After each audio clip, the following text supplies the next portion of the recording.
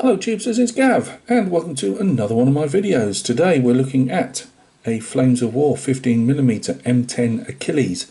So it's a British M10 tank destroyer that is armed with a 17-pounder anti-tank gun, which was a lot more efficient than the old 3-inch gun that the M10 originally had.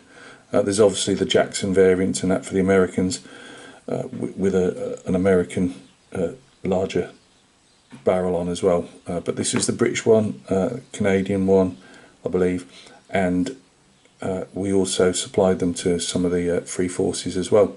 This has been built by me for Charlie Mac's D-Day commemoration group build. Sorry Charlie for the length of time it's taken to do it for such a small piece. I haven't been able to get enough time to get a diorama together, which is what I'd planned, or a base. I had carved one out, but I've got so much juggling of stuff, it just wasn't going to happen. So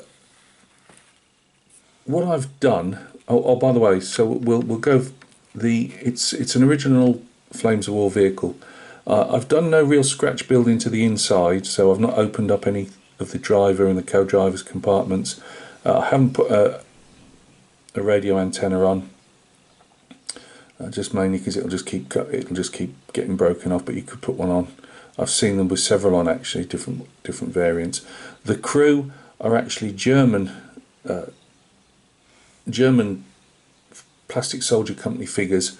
I bought a sprue for the Stummel that I did a while ago, and I'd got some left over, and I managed to carve them up, make some British helmets, and put some scrim on, and some the scrim is Hessian sacks that the army cuts up and puts on the helmets at that time, well, going right up to the British Army of the Rhine, right up to the 1990s.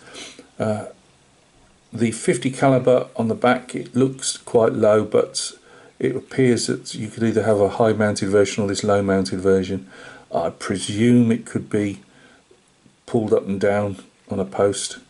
I've also adapted the figures to look as if they were playing cards on the breech of the gun. So I've got some green stuff as I was doing the helmets, and put some. I will get it closer to the camera in a bit, and made it as if they were playing cards in a quiet moment. Tank's called Valiant. The tank. It's not a tank, Gav. It's an anti-tank gun. But the Achilles, I've called it Valiant. I don't know. Sometimes they would have names, like in the tanks would often have names that would run consecutively A, B, C for a particular troop, I believe. These were some that I'd bought from a third-party maker of decals way back. I mean, probably about 12 years ago. Could be longer than that. They're slightly thick, but they do for the business. So you'll notice there's no invasion stars on.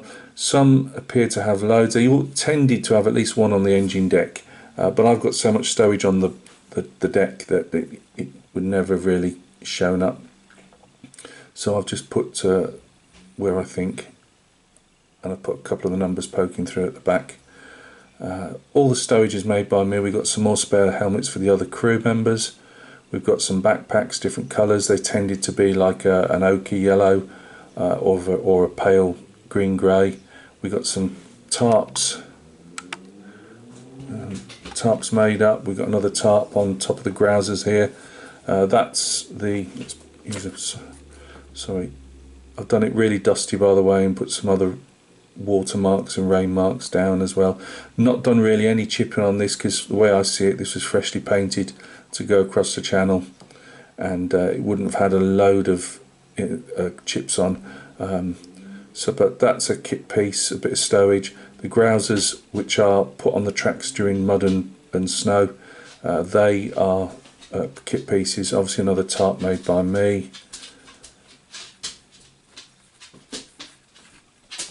The scrim net hanging over the rear quarter, that's made by me. This is a tarp made by me, pretending to be over different boxes, and they've covered up boxes plus of other bit of loose equipment. Anybody with a vehicle, they would pile it high, and it still happens to this day, you know. Done a bit of chipping where there would be some wear around this locks the barrel mount in. You can see I've made my own welds there. All I did with that was soften it with glue, and then just move it with a scalpel to show some weld beads. Done a bit of a hole in the top there just to show again some wear. I believe these are all already attached to the, because this is a War Games piece, by the way, that I've turned into a more of a display piece. The ammo boxes are made by me. They are wood for no other reason that it was the best I'd got. I really was just trying to keep the costs down and get it to make stuff up as best I could. I have tried to follow what I'd seen online for 17-pounder ammo boxes. Put some little loops of I'm not sure if I use, probably rolled up copper. We've got some fuel stains and stuff around the fillers there, more grousers. These are vegetables that the crews managed to purloin somewhere, so I put one open sack just to show they weren't some giant sandbag. They are vegetables.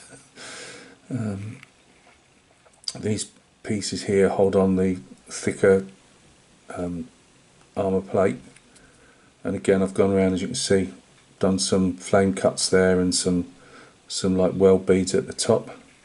Again, we've got more stowage made by me. Let's move back, because this is going to, let's right now, let's hold her.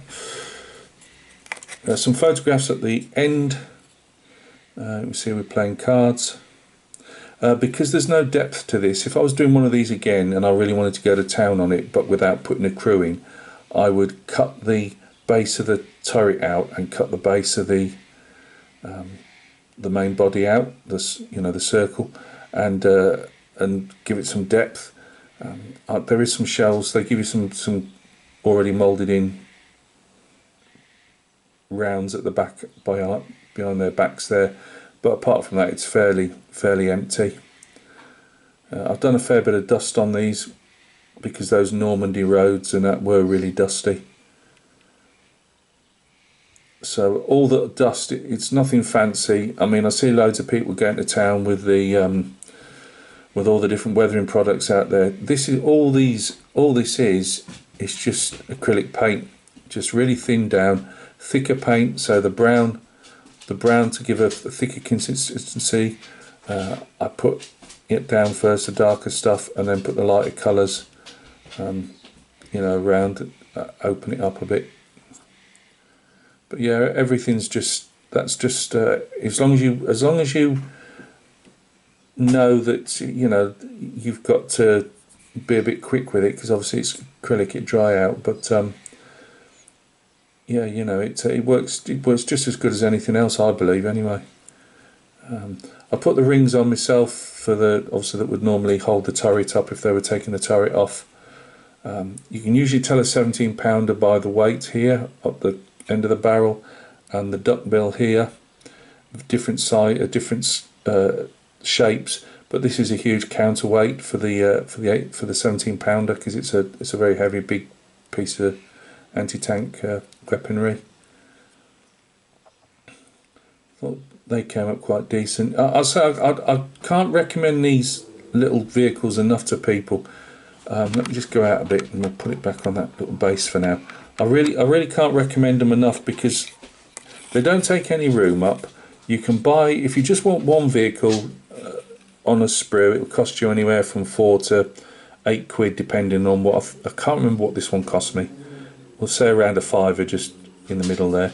Around £5 you get your sprue. The only thing they don't come with is decals. You have to.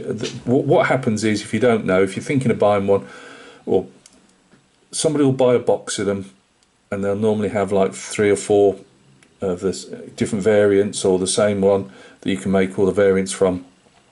And they'll take out the sprues. They'll sell each sprue separately, and then they'll sell the decals separately. It's just a way of getting them as much maximum money as they can get. Fair play to them. It's not knocking them, but I'm just saying. So what you'd have to do is is invest in some decals as well.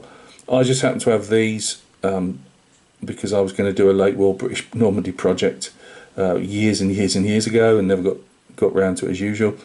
So for £5, you can brush paint them. You don't have to have for this scale, you can brush paint them. You don't have to have an airbrush. I have, but you don't have to. You can go to town making your own stowage up, or none.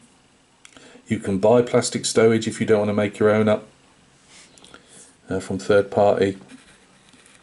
I mean, the front piece here, that is, as you can see, the spare track there, the ammo box and the wheel, spare wheel, they are kit pieces that you'd get with your sprue. You usually get a couple of pieces left over, like this had about 3 versions of the gun. Just one thing, I also made some shackles, a bit overscale probably, not thickness wise but length wise, but you know, again, they just show it's there. And you can go to town on them. You can, if you're prepared, you can cut if it's a tank, because this isn't a tank, it's a mobile anti-tank gun, and which was always getting the crews into trouble, because the infantry would run up to them and say, hey, there's a Mark IV Panzer over there, or there's a Panther tank over there. All they saw, you got a turret and a big gun. Unfortunately, as we all know, these Sherman bases, they go up like well, they would call the Ronson, they go up in flames. These were Tiger killers and that, but they were one shot from behind cover and scoot out as quick as you can. They were not for trundling around a town, as you might have seen in Kelly's Heroes, you know, when they're trying to stalk that tiger. You wouldn't be doing it with this. So yeah, really enjoyable. As I say, commemorates D-Day landings, and it's about to fall off. Thank you to Charlie Matt. There'll be a link to his channel in the description for putting on the group build, and it was very enjoyable. So I have other vehicles. Good Mara of the channel sent me some 15mm Tigers after my last Tiger that he didn't want, all in sprue form, so I've got those to do, and I'll be doing some winterized Tigers and maybe an Italian Tiger. I've got the Bradley, which I'll be doing as a Ukrainian Bradley, and yeah, just as and when I want to. They're just handy. They don't, when they're on a sprue, they don't take a lot of room up. Or if you're happy enough to buy a box, you know, and have 3 or 4, you know, you can go to town.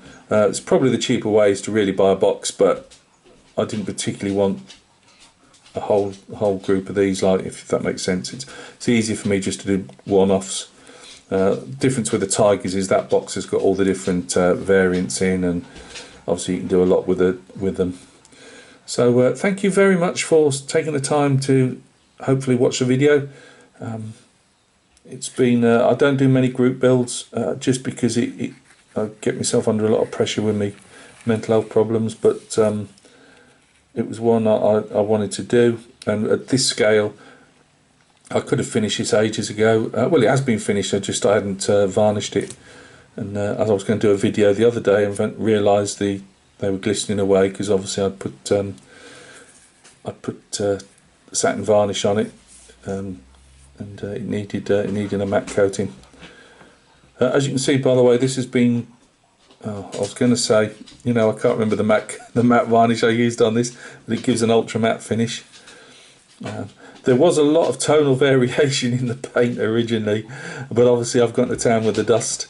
And as I say, all this dust, it's not pigments, it's not oils, it is just acrylic paint, and it's just as useful as anything else if you're happy to use it. And because I paint with acrylics all the time, you get a feel for the paint, if that makes sense.